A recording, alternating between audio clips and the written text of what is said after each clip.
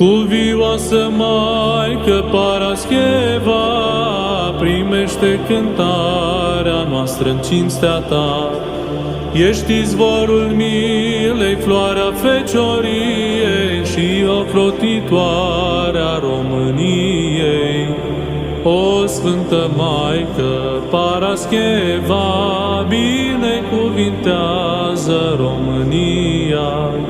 O Sfântă Maică Parascheva, binecuvintează România. A Moldovei floare bine miresmată și a Iașului, Maică minunată, venim toți la Tine cu nădejde mare, că ești tuturora mult folositoare. O Sfântă Maică Parascheva,